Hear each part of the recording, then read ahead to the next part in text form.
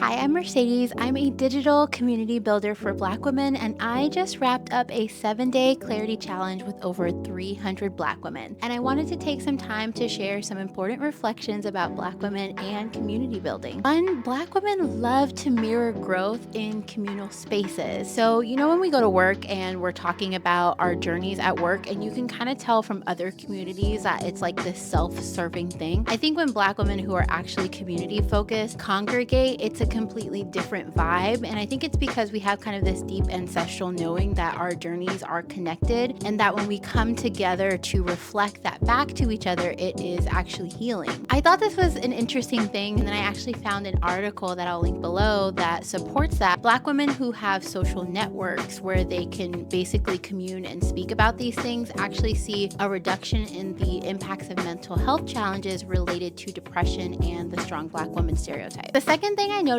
is that Black women take action when hope and inspiration are grounded first in community. And I think that's due to two reasons. One is that I think we're more likely to take action when it carries like a softer weight in a communal responsibility. Two, that it shows us that there is a path because we're in a space with other Black women who may not have necessarily figured it out, but we feel like we are working through it together. We're building together essentially. And it makes sense that there's articles on that because I found another article that talked about like how we define hope. And it defined hope as the ability or the belief that we can find a path and that we then have the capacity to walk that path. And I think that communal spaces do help us to co-create those paths and also feel energized enough to pursue it. And I think that's important because I do think that we need collective hope right now, and that's why I did the challenge. And three is that community strategy forms more effectively for Black women in warm containers, and it leads to a better opportunity to have collective action. So I think that a lot of us have normalized like tough love as a method of achievement. Like I don't know, were you here when all of those TikTokers were going viral because they were bullying people into cleaning? And I do think that a lot of us have given into that type of energy, like I'm gonna bully or guilt myself into success. And honestly,